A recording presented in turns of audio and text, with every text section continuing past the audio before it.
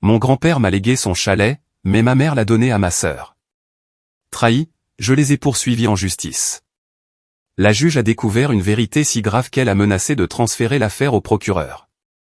Mon grand-père m'a légué son chalet, le seul endroit où je me sois jamais senti en sécurité. Mais ma mère, Suzanne, a donné les clés à ma sœur, Manon, et l'a laissé s'installer.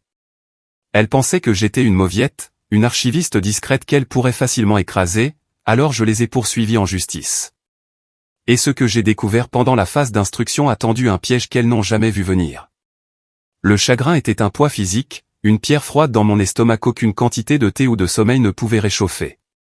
Cela faisait 3 semaines que nous avions enterré grand-père Antoine, et le monde semblait encore assourdi, comme si la couleur avait été drainée de tout. J'étais assise à mon petit bureau d'appartement, entouré de cartes de condoléances que je n'avais pas trouvé l'énergie d'ouvrir, quand l'email est arrivé. Il venait de ma mère, Suzanne. L'objet était simplement un chalet. Mon cœur a eu un soubresaut étrange et douloureux. Le chalet. C'était le sanctuaire de grand-père Antoine, et par extension, le mien. Il m'avait appris à identifier les constellations sur sa terrasse branlante, à empiler correctement le bois de chauffage, et à être assez silencieuse pour voir les cerfs au crépuscule. C'était la seule partie de mon héritage qui m'importait vraiment. En tant qu'exécutrice testamentaire, je connaissais son contenu par cœur. Le chalet, le terrain et tout ce qu'il contenait m'était légué. À Camille, sa petite archiviste, comme il l'avait écrit de sa propre main. J'ai ouvert l'email. Il était bref et d'une désinvolture glaçante. Camille, juste pour te dire, j'ai donné le double des clés du chalet à Manon pour qu'elle puisse s'installer. Elle est si excitée d'avoir enfin son propre espace pour travailler sur sa marque. Elle prévoit de repeindre la cuisine ce week-end. Cette horrible couleur peint devait disparaître. Ne t'inquiète pas pour les factures, je les ferai transférer à son nom. Maman. Je l'ai lu une fois, puis 2. Les mots se sont brouillés, formant un nœud de glace dans ma poitrine. Donner les clés à Manon. S'installer. Repeindre. J'ai attrapé mon téléphone, mes doigts tremblant si fort que je pouvais à peine le déverrouiller. J'ai composé en vitesse le numéro de ma sœur. Je suis tombé directement sur sa messagerie vocale, sa voix de pop acidulée gazouillant, « Salut, vous êtes bien chez Manon. Je suis probablement en train de faire quelque chose d'incroyable, alors laissez un message. » Manon, appelle-moi maintenant, ai-je dit, ma voix sonnant creuse et lointaine même à mes propres oreilles. C'est à propos du chalet. J'ai ensuite essayé ma mère. Elle a décroché à la 2e sonnerie. Oh, bien. Tu as eu mon email, dit-elle d'une voix légère. Je pouvais entendre le cliquetis de son clavier en arrière-plan. En tant que directrice d'agence bancaire, elle était toujours multitâche. Tu lui as donné les clés? Ai-je demandé. Les mots sont sortis comme un murmure étranglé. Oui, c'est ce que je viens de dire. C'est une opportunité merveilleuse pour elle, Camille. Son travail d'influenceuse exige une certaine esthétique. Le chalet est parfait pour sa marque rustique chic. Elle a déjà un partenariat de prévu pour un matelas. Maman, dis-je en me levant si vite que ma chaise a grincé en signe de protestation. Tu ne peux pas faire ça. Le chalet n'est pas à toi. Il ne t'appartient pas. Il est à moi. Grand-père me l'a laissé. Tu étais à la lecture du testament. Tu le sais. Il y eut un soupir à l'autre bout du fil. Le long son exaspéré qu'elle faisait toujours quand elle estimait que j'étais difficile. Camille, ne sois pas si procédurière. Tu vis à 2 heures de route. Tu as ton travail, ton appartement. Tu es stable. Manon a besoin de ça. Elle essaie de construire quelque chose. Et honnêtement, qu'est-ce que tu vas faire d'un vieux chalet poussiéreux? Il est pratiquement à elle maintenant. Tu devrais être heureuse pour elle. Heureuse? Ma voix s'est brisée. Tu as agi dans mon dos, en tant qu'exécutrice testamentaire, et tu as donné ma propriété. Oh, arrête avec ces bêtises d'exécutrice. Ce n'est qu'un bout de papier. Nous sommes une famille. Et en tant que ta mère, je te dis que c'est ce qu'il y a de mieux. Manon a besoin d'un coup de pouce. Et qu'en est-il de ce dont j'ai besoin? Je criais maintenant, la pierre de chagrin dans mon estomac se transformant en un volcan de rage. Et qu'en est-il de ce que grand-père voulait? Ton grand-père était un vieil homme, dit-elle, et la froideur soudaine de sa voix m'a stoppé net. Il était sentimental. Il ne comprenait pas le monde réel. Maintenant, j'ai un appel à prendre. Nous pourrons en reparler plus tard, quand tu te seras calmé. La ligne a cliqué, me laissant dans un silence plus assourdissant que n'importe quel cri. Je me suis rassise dans ma chaise, la pièce tournant autour de moi. Ce n'était pas seulement le chalet. C'était la facilité avec laquelle elle m'avait rejeté la dernière volonté de grand-père Antoine. Le vol désinvolte et cruel de la seule chose qui me reliait encore à lui. Elles avaient fait irruption dans mon deuil et volé le dernier morceau de réconfort que j'avais. J'ai regardé les piles de papier sur mon bureau, mon travail d'archiviste juridique. Je traitais de faits, de documents, d'accords contraignants, et celui de grand-père Antoine était le document le plus contraignant de tous. Ma mère avait fait une terrible erreur. Elle avait oublié qui j'étais, ce que je faisais dans la vie, et ce qu'elle venait d'essayer de me prendre. La trahison était pire que le chagrin lui-même. Les 24 heures suivantes furent un tourbillon de fureur froide. J'ai conduit les 2 heures jusqu'au chalet, ma petite berline avalant les kilomètres sur l'autoroute familière qui serpentait dans les Alpes. Je n'ai pas appelé à l'avance. Je n'en avais pas besoin. J'avais ma propre clé, l'originale, celle que grand-père Antoine m'avait donnée quand j'avais 16 ans, attachée à un porte-clés en cuir tressé qu'il avait fabriqué lui-même. Quand je me suis engagé dans la longue allée de gravier, mon cœur s'est serré. Le SUV beige de ma mère était garé à côté d'un cabriolet rose vif que je ne reconnaissais pas. Et Manon était sur la terrasse de mon grand-père, posant pour une photo. Elle avait une main sur la hanche, ses cheveux en vague parfaite, faisant la moue à un téléphone posé sur la balustrade. Elle portait une nouvelle chemise en flanelle impeccable et des bottes de créateur couvertes d'une boue artificielle. Derrière elle, 2 grandes ailettes jardinières d'un blanc éclatant avaient été placées de chaque côté de la porte, débordant de fleurs en plastique. Je suis sorti de la voiture, le crissement du gravier sous mes bottes résonnant comme une explosion dans le silence de la montagne. Manon a levé les yeux, son sourire se figeant en me voyant. « Oh, salut, Cam », dit-elle en attrapant son téléphone sur la balustrade. « Qu'est-ce que tu fais ici ?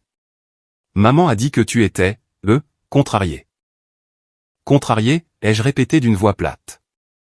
Je suis passé devant elle pour monter les marches. « Prends tes affaires, Manon. Tu dois partir. » « Oh, d'accord, c'est impoli. » Elle a ricané en me suivant. Je suis littéralement au milieu d'une séance photo. C'est pour mon travail. J'ai mis ma clé dans la serrure. Elle ne tournait pas.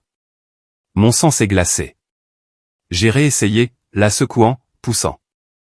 Rien. Ah, oui, dit Manon vivement derrière moi. Maman a fait changer les serrures. Elle a dit que les anciennes étaient probablement rouillées et que ce n'était pas sécurisé. Elle veille juste sur moi. Je me suis retourné lentement. Elle a changé les serrures. Ben oui. Pour ma sécurité. Tu aurais dû voir celle de la porte de derrière. Elle tombait littéralement en morceaux. Elle a croisé les bras, soudainement défiante. Écoute, Camille, je ne sais pas pourquoi tu en fais tout un plat. Ce n'est qu'un chalet. Tu ne l'utilisais même pas si souvent. J'étais ici chaque été de ma vie, dis-je, ma voix dangereusement basse. J'étais ici le mois dernier pour aider grand-père à empiler du bois pour un hiver qu'il ne verrait jamais. Où étais-tu, Manon ? À un festival. Son visage a rougi. Ce n'est pas juste. J'étais occupé. Et maman a dit que c'était bon, et elle a dit que tu t'en ficherais. Maman avait tort. J'ai regardé par-delà elle, vers les bois, vers le sommet familier de la montagne. Je sentais la présence de mon grand-père partout, dans le soupir des pins, dans le bois brut de la terrasse. Et j'ai senti une résolution se durcir en moi, solide comme du granit. Tu as 24 heures pour être hors de cette maison, dis-je en sortant mon téléphone. Sinon quoi ? A-t-elle défié ? Tu le diras à maman ? C'est elle qui m'a laissé entrer. Ou je te ferai expulser pour violation de propriété privée, dis-je. Et j'ai commencé à filmer. J'ai balayé lentement la scène, capturant les nouvelles serrures, les jardinières blanches, le visage indigné de Manon, sa voiture, la voiture de ma mère. « Qu'est-ce que tu fais ? » « Arrête ça » a-t-elle crié en essayant de frapper mon téléphone. J'ai reculé. « Ceci est ma propriété, Manon. Et tu es ici sans ma permission. Ceci est une preuve. » Une preuve ? Mon Dieu, t'es vraiment une intello, Camille. Ce n'est pas un tribunal ici. Ça le deviendra, dis-je. J'ai arrêté d'enregistrer et j'ai composé le 17. Tu ne ferais pas ça, a-t-elle haleté, les yeux écarquillés d'un mélange de peur et d'incrédulité. Si, je le fais, dis-je. J'ai signalé une effraction et une violation de propriété privée à mon domicile, donnant à l'opérateur l'adresse et mon nom en tant que propriétaire légal. Quand le gendarme local est arrivé, un homme aimable qui avait connu grand-père Antoine, c'était le chaos. Ma mère était arrivée, alertée par un texto frénétique de Manon. Monsieur l'agent, c'est un malentendu familial, a déclaré Suzanne en lissant son blazer. Mes filles sont juste émotives avec le décès de leur grand-père. Le gendarme, un certain Hébert, m'a regardé. Madame, c'est vous qui avez appelé. J'ai présenté mon permis de conduire et les documents d'exécutrice testamentaire que j'avais apportés avec moi. Cette propriété m'a été léguée, monsieur l'agent. Ma mère et ma sœur sont entrées sur la propriété sans mon consentement, ont changé les serrures et ont refusé de partir. Suzanne était furieuse. Camille, tu couvres cette famille de honte. C'est principalement une affaire civile, dit le gendarme Hébert en ajustant son képi.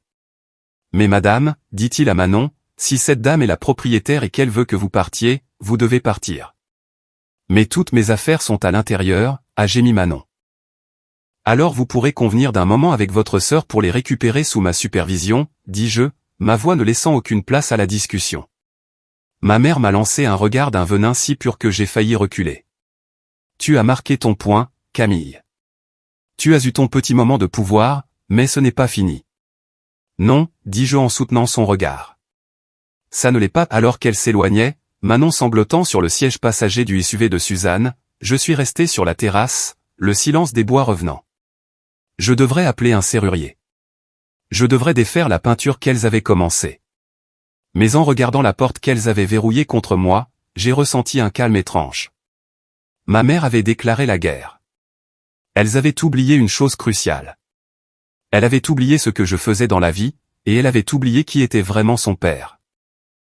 Le serrurier était cher, mais le déclic du nouveau barillet tournant sous ma clé originale offerte par mon grand-père fut le son le plus satisfaisant que j'ai jamais entendu. Le chalet était un désastre. Manon n'avait été là que 48 heures, mais l'endroit était saccagé. Des bouteilles de shake protéiné vides jonchaient le comptoir.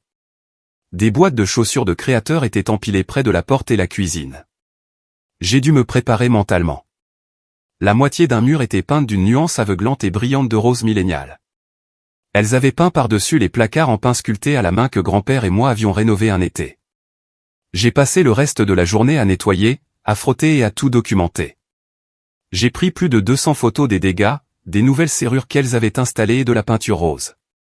Chaque coup d'éponge, chaque cliché semblait forger de l'acier dans ma colonne vertébrale. Ce n'était plus seulement du chagrin. C'était un combat. Ma mère, Suzanne, avait toujours été comme ça. C'était une femme qui valorisait les apparences par-dessus tout. Son rôle de directrice d'agence bancaire dans notre petite ville n'était pas seulement un travail. C'était son identité. Elle était précise, impeccable et totalement contrôlante. Elle gérait l'argent, et elle essayait de gérer les gens de la même manière, comme des actifs et des passifs. J'avais clairement toujours été un passif. J'étais calme, livresque, et j'avais hérité de l'amour de mon grand-père pour l'histoire et la nature, des choses que Suzanne trouvait non rentables. Manon était son actif. Manon était belle, populaire et malléable. Suzanne avait investi toutes ses ressources en Manon, finançant ses tentatives ratées à l'université, son blog de style de vie et sa garde-robe. Manon était le reflet du succès de Suzanne. J'étais un rappel de son père, un homme qu'elle trouvait têtu et sentimental. Mon grand-père, Antoine, et moi étions les exceptions. Pendant que ma mère équilibrait les comptes, grand-père et moi nous équilibrions sur des troncs d'arbres pour traverser des ruisseaux. C'est lui qui m'a acheté mon premier livre ancien, qui m'a appris que l'histoire n'était pas seulement des dates, mais des récits. C'était un menuisier, un homme qui construisait des choses de ses mains, et il avait toujours eu une méfiance silencieuse envers le monde rapide et sophistiqué des chiffres de ma mère. Je me souviens d'une conversation d'il y a des années. J'étais rentré de l'université pour lui rendre visite au chalet. « Ta mère, elle n'est que des angles vifs, celle-là, » avait-il dit en taillant un morceau de pain. « Elle aime l'idée des choses plus que les choses elles-mêmes. Elle aime l'idée de la famille, mais n'a pas de temps pour les gens qui la composent. Elle aime l'idée de ce chalet, la valeur du terrain, mais elle déteste les araignées. J'avais ri. C'est vrai qu'elle déteste les araignées. Il avait arrêté de tailler et m'avait regardé, ses yeux bleus perçants. Elle essaiera de te dire ce qui a de la valeur, Camille. Ne la laisse pas faire. Tu sais ce qui est réel. Tu as de bonnes racines, ma petite. Ne la laisse jamais les abattre. Maintenant, en frottant de la peinture rose sur un poêle à bois centenaire, ces mots résonnaient. Ma mère ne détestait pas seulement les araignées. Elle détestait tout ce qu'elle ne pouvait pas contrôler. Tout ce qui ne correspondait pas à son récit impeccable et rentable. Et le testament de grand-père Antoine, son dernier acte aimant et défiant de me léguer son bien le plus précieux, était la perte ultime de son contrôle. Elle ne donnait pas seulement le chalet à Manon par favoritisme. Elle essayait d'effacer sa dernière décision. Elle essayait de réécrire l'histoire, de corriger le testament pour qu'il corresponde à ce qu'elle pensait qu'il aurait dû être. Quelques jours plus tard, mon téléphone a sonné. C'était un numéro inconnu. « Est-ce que je parle à Camille ?» a demandé une voix masculine suave. « Oui. »« Qui est à l'appareil ?»« Je m'appelle Marc. Je suis un ami de Suzanne. Je suis aussi avocat. Je vous appelle pour discuter de cette petite situation de chalet et voir si nous ne pouvons pas la résoudre à l'amiable. » Mon sang s'est glacé. Ma mère avait pris un avocat. Il n'y a rien à résoudre, dis-je en gardant ma voix stable. Le chalet est légalement à moi. Le testament est clair. Ah, oui, le testament, dit Marc avec un rire condescendant. Les testaments peuvent être des choses compliquées, contestées tout le temps. Votre mère et votre sœur sont, comme vous pouvez l'imaginer, très affligées. Elles pensent que votre grand-père, dans son grand âge, n'était peut-être pas sain d'esprit lorsqu'il a fait ce legs particulier. J'ai serré le téléphone. Mon grand-père était plus vif d'esprit que nous tous réunis jusqu'à la fin. C'est un beau sentiment, roucoula Marc. Mais votre mère est inquiète. Elle pense qu'il était sous une influence indue. L'influence de ma part ? J'ai ri d'un rire court et amer. Je suis archiviste juridique. C'était mon grand-père. Nous nous aimions. Ma mère est juste en colère de ne pas avoir eu ce qu'elle voulait. Allons, Camille, ne soyons pas émotifs. Suzanne est prête à être très généreuse. Elle est disposée à vous offrir une somme d'argent significative pour racheter votre part de la propriété. Assez pour faire un très bel acompte sur un appartement en ville. Vous aimez la ville, n'est-ce pas? Laissez Manon avoir le chalet. Prenez l'argent et tout le monde s'en va heureux. Il parlait exactement comme elle. Poli, fallacieux et totalement méprisant. Il était une copie conforme de ses valeurs, emballé dans un costume à rayures. Ce n'était pas un ami. C'était une arme. Un rachat, ai-je répété, le mot ayant un goût de cendre dans ma bouche. Vous voulez que je vende l'héritage de mon grand-père? Vous voulez que je vende l'endroit qu'il a construit de ses propres mains pour que ma sœur puisse y prendre des selfies? Ce n'est qu'un actif, Camille. Ne soyez pas sentimental. Encore ce mot, sentimental. L'insulte préférée de ma mère. Laissez-moi être très clair, Marc. Dites ceci à ma mère. Le chalet n'est pas un actif. Il n'est pas à vendre. Ni maintenant. Ni jamais. Si elle ou Manon mettent à nouveau les pieds sur ma propriété, je les ferai arrêter. Et si vous voulez contester le testament, je vous invite à essayer. Je suis archiviste. Je garde tout. J'ai raccroché le téléphone, les mains tremblantes, mais pas de peur. C'était l'adrénaline. Ils avaient officiellement présenté l'antagoniste, et il avait, en un court appel téléphonique, confirmé toutes mes suspicions. Il ne s'agissait jamais de ce dont Manon avait besoin. Il s'agissait de ce que Suzanne voulait, gagner. L'enveloppe à en-tête officielle est arrivée une semaine plus tard. C'était exactement ce à quoi je m'attendais. Une action en contestation de testament déposée par Suzanne et Manon, représentée par le cabinet d'avocats de Marc, dont le nom complet était Marc Dalton. La requête affirmait, comme il l'avait signalé, que grand-père Antoine avait des capacités mentales diminuées et avait été indûment influencé par moi. Elle demandait l'invalidation du testament et que le chalet soit remis à la succession pour être géré par Suzanne. Elle l'avait vraiment fait. Elles allaient se tenir devant un tribunal et calomnier la mémoire de leur propre père et grand-père. La rage que je ressentais était froide et vive, comme un glaçon. Elle m'a éclairci les idées. Ma mère et Marc Dalton pensaient qu'il s'agissait d'une querelle de famille émotionnelle et désordonnée. Ils allaient découvrir que c'était un problème de gestion de documents, et que j'étais la meilleure gestionnaire de documents qu'ils aient jamais rencontrée. C'était le tournant. Je n'étais plus une petite fille en deuil. J'étais une plaignante. J'ai pris un jour de congé et je suis allé à ma banque. J'ai vidé la moitié de mes économies, le fonds d'urgence que j'avais constitué pendant des années, et je l'ai transféré sur un nouveau compte. J'ai descendu la rue jusqu'au meilleur et plus redoutable cabinet d'avocats spécialisé en droit des successions de la ville, et j'ai engagé une avocate nommée Maître Eliane Dubois. C'était une femme plus âgée avec des yeux perçants et une attitude pragmatique. Elle conteste, dis-je en posant la requête sur son bureau poli. Elle invoque l'influence indue et la capacité diminuée. Elles ont aussi déjà violé la propriété et causé des dommages, que j'ai documentés. Maître Dubois a lu la requête, son expression indéchiffrable. Votre mère est la requérante, et elle est directrice de banque. Oui, dis-je.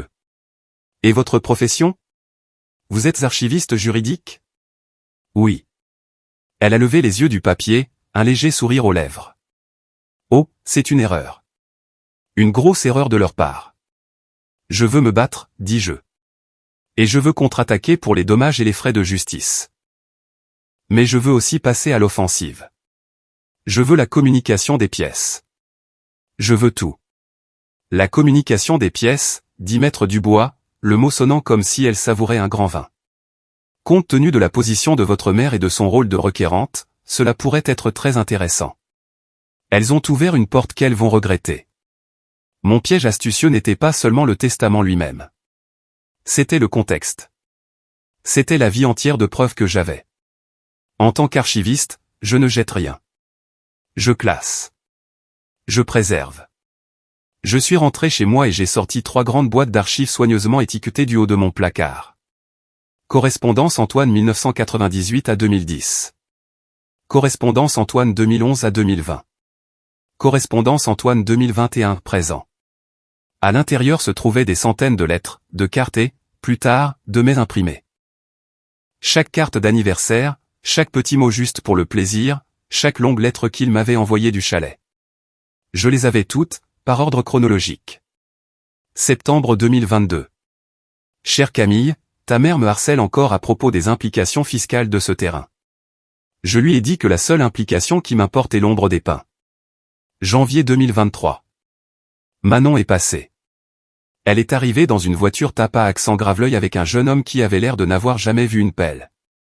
Elle m'a demandé si la connexion Internet était bonne ici. Elle est restée 20 minutes. Mars 2023, 6 mois avant son décès. Je viens de rencontrer mon notaire, le fils du vieux maître Henderson. Tout est réglé comme nous en avions discuté. Tout est à ton nom, ma petite. Je sais que tu prendras soin de cet endroit. Tu es la seule qui le voit. Qui le voit vraiment. Ne laisse pas le bruit de ta mère te déranger. Ce n'était pas seulement sentimental. C'était une chronologie documentée de l'état mental de mon grand-père, de ses intentions et de sa relation compliquée avec ses filles. C'était une réfutation parfaite, datée et signée, de toute leur affaire. Mais Maître Dubois et moi n'allions pas nous arrêter là. Votre mère était mandataire sur les comptes bancaires de votre grand-père, n'est-ce pas? A-t-elle demandé lors de notre prochaine réunion. Pour l'aider à payer ses factures? Oui, dis-je. Elle a insisté. Elle a dit que c'était plus facile pour elle de le gérer étant donné qu'elle travaillait à la banque. Et le testament vous a nommé exécutrice, vous donnant autorité sur tous ses comptes et documents à compter de son décès? Oui. Maître Dubois a souri. Bien. Nous allons demander par voie de justice les relevés complets et non expurgés de chaque compte auquel votre mère avait accès, sur les 10 dernières années. 10 ans, dis-je, surprise. Pourquoi si longtemps? Une allégation de capacité diminuée implique un déclin à long terme. Elles soutiennent qu'il était vulnérable pendant des années. Alors, jetons un œil à ses finances pendant ces années vulnérables. Voyons qui l'influençait vraiment. Une froide prémonition a parcouru ma colonne vertébrale. Ma mère, la directrice de banque, les comptes de son père, son insistance à tout gérer. Il ne s'agissait plus seulement du chalet. Il s'agissait de quelque chose de bien plus sombre. L'enquête était lancée. Nous ne défendions pas seulement un testament. Nous exhumions une histoire. La phase de communication des pièces était une machine lente et grinçante. Maître Dubois a déposé les demandes, et l'ami de ma mère, Marc Dalton, a déposé des requêtes pour les annuler, affirmant qu'il s'agissait d'une pêche aux informations intrusives, sans rapport et malveillante.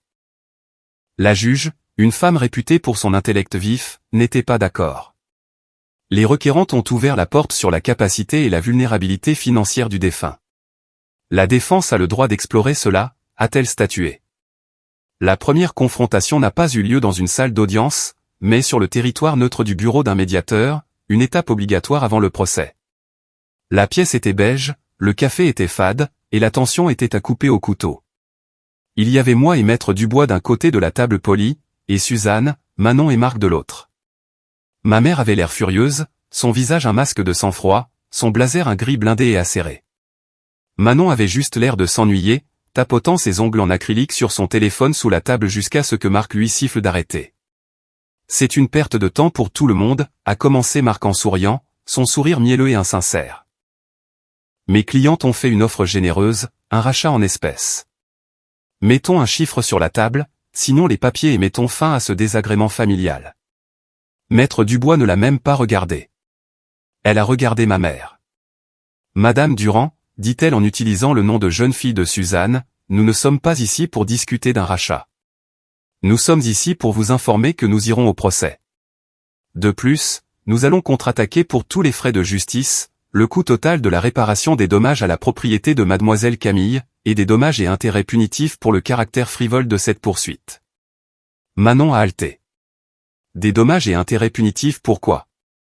Pour diffamation, dis-je, ma voix tranchant dans la pièce. Pour avoir calomnié la mémoire de mon grand-père? Pour violation de propriété privée? Pour destruction délibérée de biens. Camille, ça suffit. Ma mère a craqué, son sang-froid se fissurant. Tu as eu ton petit caprice. Tu as marqué ton point. Maintenant, il est temps d'être une adulte raisonnable. Marc a une offre de 75 000 €. C'est plus que ce que vaut ce tas de planches. Accepte. Non, dis-je. 100 000 €, a-t-elle lâché, les yeux brillants. Ce n'est pas une question d'argent, maman, et tu le sais.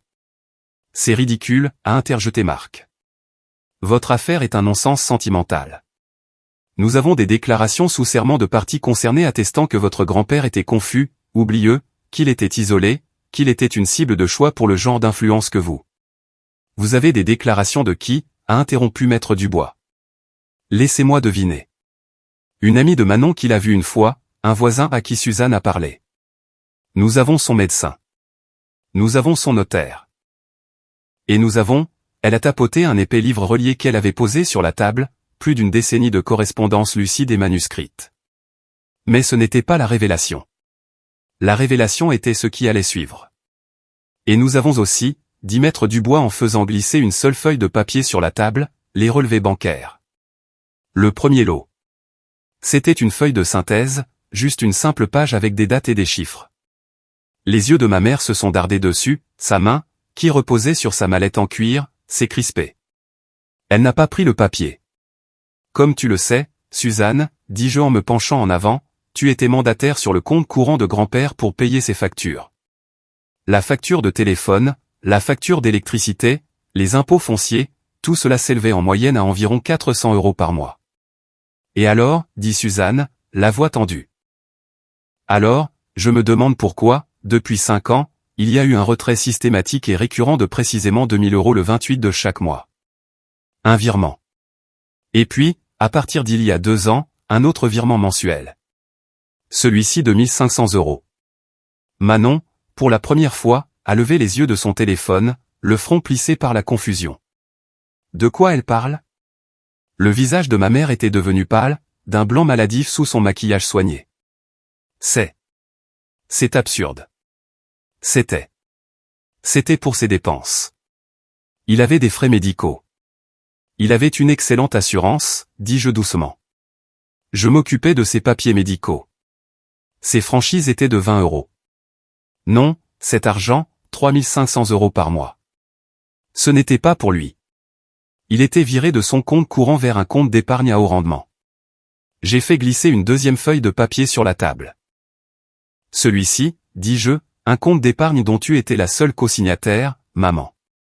Un compte dont moi, en tant qu'exécutrice, je n'avais jamais entendu parler. Un compte qui n'était pas listé dans la succession. Marc Dalton a saisi le papier, ses yeux le parcourant, sa confiance mielleuse s'évanouissant. C'est irrégulier, mais... C'est du vol, maman, dis-je, et la pièce est devenue silencieuse. Tu as détourné de l'argent de ton propre père pendant des années, en le cachant, en l'embézelant. Comment oses-tu, a sifflé Suzanne en se levant de sa chaise. Comment oses-tu m'accuser? Je n'accuse pas, dis-je, ma voix tremblante mais ma résolution ferme. Les relevés bancaires le font. C'est 42 000 € par an pendant 5 ans. C'est plus de 200 000 €. La mâchoire de Manon était tombée. Maman, de quoi elle parle? 200 000 €? La réaction de Suzanne fut toute la confirmation dont j'avais besoin. Elle n'a pas nié. Elle n'a pas offert d'explication plausible. Elle a attaqué. Petite sorcière ingrate, a-t-elle crié en pointant un doigt tremblant vers moi. Après tout ce que j'ai fait pour cette famille. Tu as toujours été sa préférée, toujours à lui chuchoter à l'oreille, à le monter contre moi. Il me devait ça. C'est moi qui me suis occupé de lui. C'est moi qui étais là. Tu étais celle à la banque, ai-je crié en me levant à mon tour. Tu étais celle à la banque qui utilisait sa position pour voler un vieil homme, ton père. C'est pour ça que tu voulais le chalet pour Manon. Ce n'était pas pour elle. C'était pour cacher ça. Tu t'es dit que si tu donnais le chalet à Manon, tu pourrais tout régler avant même la lecture du testament, avant que moi, l'exécutrice, je ne voie les vrais chiffres. Tu essayais de brouiller les pistes. Le médiateur, un homme effacé qui était resté silencieux, a finalement pris la parole. Je pense que cette médiation est terminée. Suzanne a attrapé sa mallette. C'est de la calomnie. Tu n'as aucune preuve. Nous avons les numéros de compte, maman, dis-je, ma voix baissant. Et nous allons demander les relevés du compte sur lequel l'argent a été viré. Ton compte. Marc Dalton a attrapé le bras de Suzanne. Suzanne, nous partons maintenant. Il a regardé Maître Dubois, le visage cendré. C'est une grossière déformation des faits. Ma cliente ne se laissera pas calomnier. Ce ne sont pas des accusations, monsieur Dalton, dit Maître Dubois en rangeant déjà sa mallette. Ce sont des pièces à conviction. On se verra au procès. Ils sont sortis en trombe, Manon les suivant, pour une fois dans sa vie silencieuse, son visage un masque de compréhension naissante et horrifiée. Les suites de la médiation furent une avalanche. Marc Dalton, réalisant qu'il était attaché à un navire en perdition de crimes de niveau pénal, a rapidement déposé une requête pour se retirer du dossier, invoquant des différends irréconciliables avec ses clientes. Suzanne a été forcée d'engager un nouvel avocat, moins poli et beaucoup plus cher, spécialisé en droit pénal, qui lui a immédiatement conseillé d'invoquer son droit de garder le silence sur toutes les questions financières dans l'affaire civile. Ce qui, bien sûr, équivalait à un aveu de culpabilité aux yeux du tribunal des successions. Mais ma mère était un animal acculé, et les animaux acculés sont les plus dangereux. Elle ne pouvait pas me combattre sur les faits, alors elle a essayé de me combattre par l'intimidation. Les serrures du nouveau cabanon du chalet ont été forcées. Un grand graffiti laid, la signature d'influenceuse négligée de Manon, a été peint à la bombe sur le côté du bûcher. J'ai reçu une demi-douzaine d'appels masqués au milieu de la nuit qui n'étaient que du silence. C'était désespéré. C'était mesquin. Et tout a été capturé par les nouvelles caméras de surveillance que j'avais installées autour de la propriété. Pendant ce temps, Maître Dubois et moi construisions notre dossier, et il devenait plus gros que je n'aurais jamais pu l'imaginer. La demande complète sur 10 ans des finances de mon grand-père et de ma mère a brossé un portrait non pas de quelques indiscrétions, mais d'une campagne systématique et à long terme d'abus financiers. Le virement de 2 000 € par mois n'était que le début. C'était la caisse noire qu'elle avait constituée. Le vrai préjudice se trouvait dans les comptes d'investissement. Regardez ça, dit Maître Dubois en pointant une ligne sur un relevé d'il y a 3 ans. Votre grand-père avait un portefeuille sain d'actions de premier ordre, solide, stable, versant des dividendes. À cette date, votre mère, utilisant sa procuration, en a vendu pour 80 000 €. Pourquoi, ai-je murmuré, me sentant mal. Pour réinvestir, dit Maître Dubois en faisant glisser un autre papier. Elle a déplacé l'argent dans cette Manon Lifestyle SARL, une société écran, enregistré au nom de votre sœur. L'adresse de l'entreprise, le domicile de votre mère.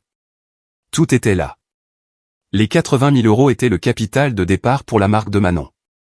Ils ont payé le cabriolet rose. Ils ont payé les vêtements de créateurs. Ils ont payé les voyages à Bali et les publications sponsorisées qui n'étaient en réalité qu'elle brûlant le fonds de retraite de son grand-père. Manon n'était pas seulement complice. Elle était la bénéficiaire directe. Tout son succès était un mensonge financé par le vol de ma mère. Suzanne n'avait pas seulement donné le chalet à Manon. Elle lui donnait tout l'héritage de grand-père Antoine, morceau par morceau, depuis des années. La rage que je ressentais était si profonde qu'elle m'a coupé le souffle. Toutes ces années où j'avais économisé, travaillant pour payer mes études, fier de mon indépendance. Toutes ces années où ma mère m'avait méprisé pour mon petit travail pendant qu'elle préparait Manon à une vie de gloire bâtie sur un fondement de mensonges et de grands vols. Cela a mené à la deuxième confrontation.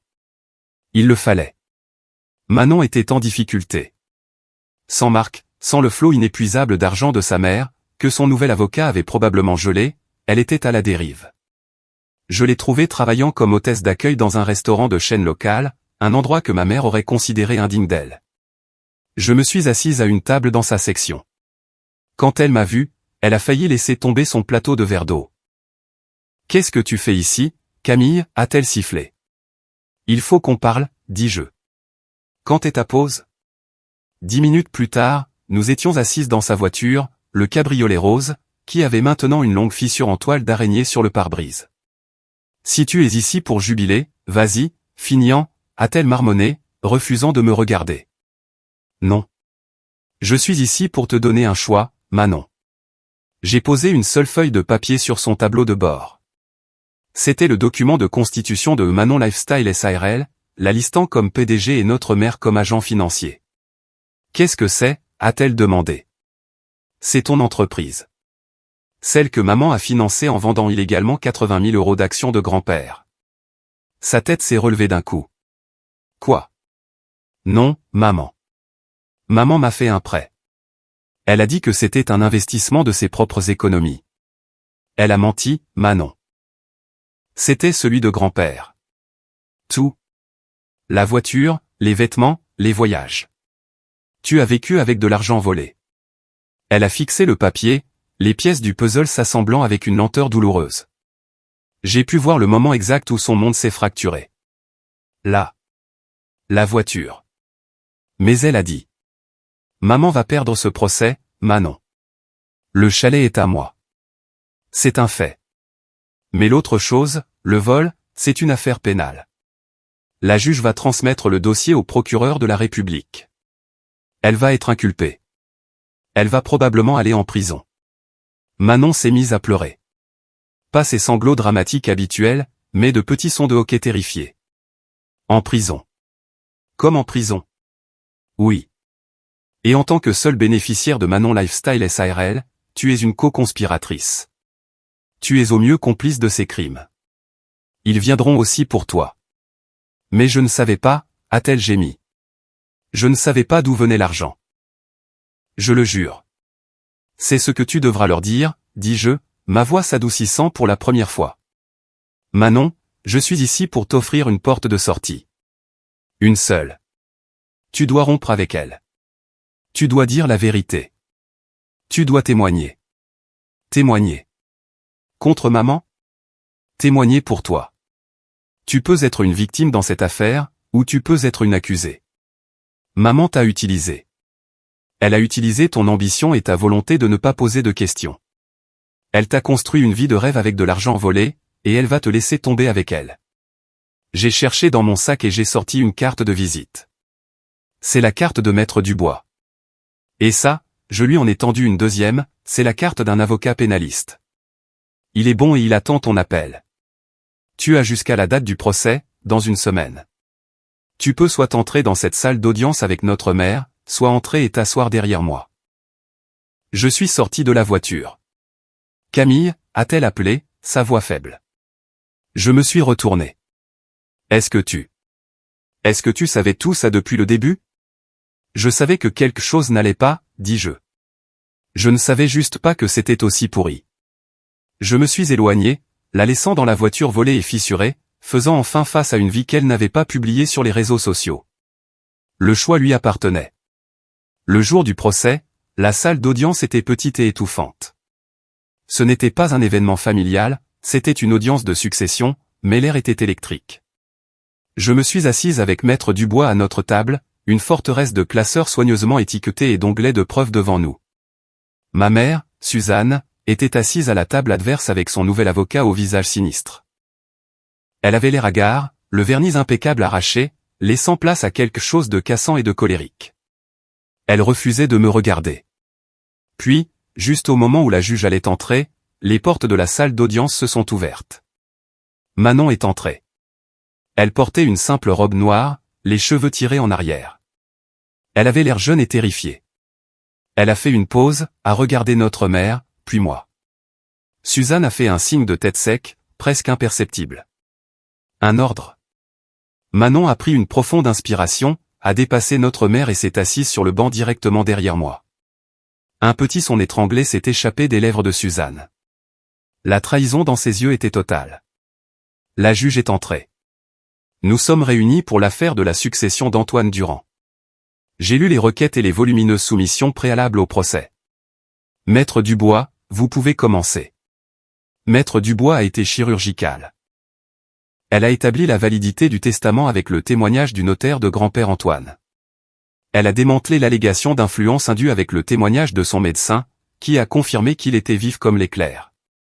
Elle a présenté mes classeurs de ses lettres, lisant ses propres mots sur ses intentions pour le chalet. Puis elle est passée à la contre-attaque. Votre honneur, nous allons maintenant aborder le véritable motif de la requérante, Madame Suzanne Durand, pour contester ce testament. Ce n'était ni par amour ni par souci pour son père. C'était pour dissimuler une décennie d'abus financiers systématiques et de vol. L'avocat de Suzanne a bondi sur ses pieds. Objection. C'est une audience de succession, pas un procès pénal. Ces allégations sont infondées et calomnieuses. Asseyez-vous, maître, dit la juge, les yeux fixés sur Maître Dubois. La requérante a affirmé que le défunt était vulnérable à l'influence financière. Je suis très intéressé de voir qui l'influençait exactement. Poursuivez, Maître Dubois. Pendant l'heure qui a suivi, elle a tout exposé, le compte bancaire secret, les virements mensuels de 3 500 €, les 210 000 € détournés de son compte courant, la vente illégale de 80 000 € d'actions, la société écran Manon Lifestyle SARL. À chaque nouvelle pièce à conviction, ma mère s'enfonçait un peu plus dans sa chaise. La salle d'audience était silencieuse, à l'exception de la voix calme et accablante de Maître Dubois et du bruissement des papiers. La requérante, votre honneur, ne voulait pas contester le testament.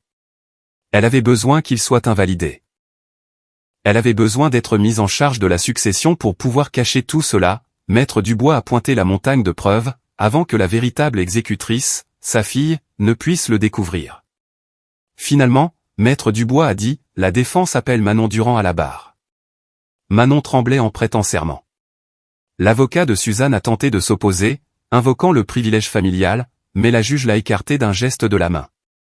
Mademoiselle Durand, dit Maître Dubois doucement, pouvez-vous parler à la cour de Manon Lifestyle SARL? Manon, d'une petite voix tremblante, a dit la vérité. Elle a dit à la cour que sa mère avait créé l'entreprise pour elle, que sa mère avait géré tout l'argent, qu'on lui donnait une allocation et qu'on lui avait dit que c'était un investissement. Et cette voiture, dit Maître Dubois, le cabriolet rose. Qui l'a payé? Ma mère, via le compte de l'entreprise. Et les voyages, les vêtements, les locations d'appartements. Tout, a murmuré Manon. Elle a dit. Elle a dit que nous étions une équipe.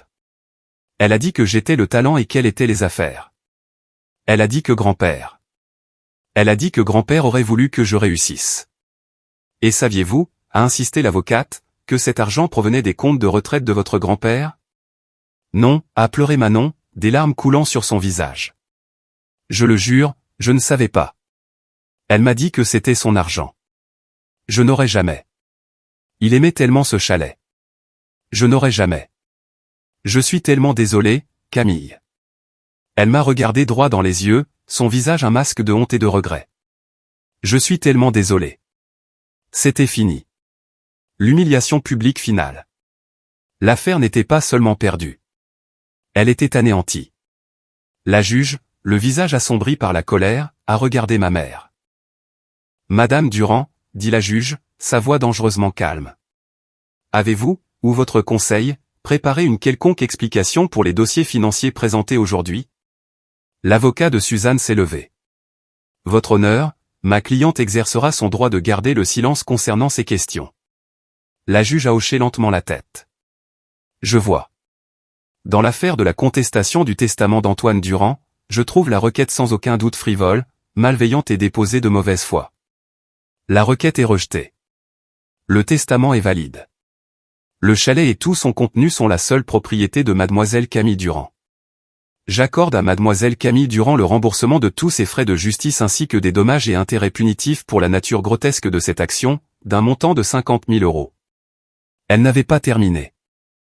De plus, dit la juge, sa voix s'élevant, en ma qualité d'officier de justice, je transmets l'intégralité de ce dossier, chaque relevé bancaire, chaque assignation et chaque témoignage, au bureau du procureur de la République pour une enquête pénale immédiate sur de multiples chefs d'accusation d'abus de faiblesse financier sur personnes âgées et de vol qualifié. Elle a regardé ma mère, qui était devenue d'un gris fantomatique. Vous avez calomnié le nom de votre père pour couvrir vos propres crimes, dit la juge. Vous avez utilisé votre position dans une institution financière pour le voler, et vous avez utilisé vos propres filles comme des pions. C'est le spectacle le plus méprisable que j'ai vu dans cette salle d'audience depuis une décennie. L'audience est levée.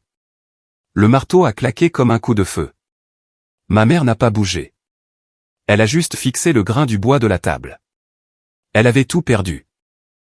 Le chalet, l'argent, sa réputation, son travail et ses 2 filles. Tout était fini. La chute fut aussi rapide que totale. Avant la fin de la semaine, ma mère Suzanne a été arrêtée à son bureau, au milieu du hall de la banque. L'humiliation publique était la seule chose qu'elle avait redoutée toute sa vie, et c'était la seule chose qu'elle avait si amplement méritée.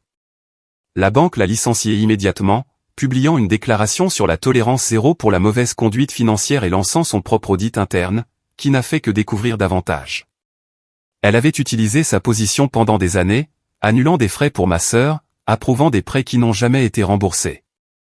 Elle avait construit un château de cartes, et j'avais tiré la seule carte, le testament de grand-père, qui avait tout fait s'écrouler. Manon, fidèle à sa parole, a pleinement coopéré avec le procureur de la République. Elle a obtenu l'immunité en échange de son témoignage contre notre mère. Le cabriolet rose a été saisi. La SARL a été dissoute. Manon, sans argent, sans travail et sans maison, a été forcée de faire la seule chose qu'elle n'avait jamais faite, être une adulte. Elle a emménagé dans un minuscule appartement en colocation, a trouvé un 2e emploi et a commencé à rembourser le restaurant pour les verres d'eau qu'elle avait laissé tomber. Notre relation était étrange. Elle n'était pas réparée. Ce n'était pas un conte de fées, mais c'était, pour la première fois, honnête. Elle m'a appelé une fois quelques mois plus tard. Je suis serveuse, a-t-elle dit comme si c'était une confession. C'est bien, Manon, dis-je. C'est un travail honnête. Ouais, a-t-elle dit, une longue pause. Et, Cam. Je suis vraiment désolé pour la peinture et les serrures et tout. Je sais, Manon, dis-je. Moi aussi. C'était un début. Quant à moi, j'ai utilisé les dommages et intérêts pour engager un restaurateur d'art professionnel. Il a fallu 3 semaines, mais ils ont réussi à enlever jusqu'à la dernière écaille de peinture rose milléniale des placards sculptés à la main de mon grand-père. J'ai réparé le bûcher. J'ai replanté les fleurs sauvages indigènes que les jardinières en plastique de Manon avaient écrasées. Je me suis assise sur la terrasse, dans le fauteuil à bascule préféré de mon grand-père, avec une tasse de thé. Le chalet était calme, rempli de l'odeur du pain et des vieux livres. C'était sûr. C'était à moi. La bataille juridique avait été longue et laide, et elle m'avait coûté la famille que je pensais avoir. Mais elle m'avait aussi donné une nouvelle et profonde compréhension de l'homme qui m'avait laissé ce sanctuaire. Grand-père Antoine, dans sa sagesse tranquille et contemplative, avait su. Il avait connu les angles vifs de ma mère. Il avait connu son obsession pour l'argent, et il avait su qu'en me laissant le chalet, il ne me donnait pas seulement une maison, il me donnait un point d'ancrage. Il m'avait aussi, à sa manière méticuleuse, laissé les outils pour le défendre. Ses lettres, ses instructions claires, sa confiance. Il m'avait laissé un piège, tendu des années à l'avance, pour attraper la personne qu'il savait viendrait un jour pour son héritage. Le procès de ma mère aura lieu au printemps prochain. Le procureur a une montagne de preuves. Elle purgera, selon toute vraisemblance, une peine de prison. Je ne sais pas si j'irai. Ma paix n'est pas dans cette salle d'audience. Elle est ici. Je suis archiviste juridique. Mon travail est de préserver la vérité. Et la vérité avait enfin été mise en lumière. Le dossier était clos. J'ai regardé les montagnes, les mêmes que mon grand-père avait regardées. Et pour la première fois depuis son départ, la pierre froide de chagrin dans mon estomac avait disparu. J'étais simplement en paix.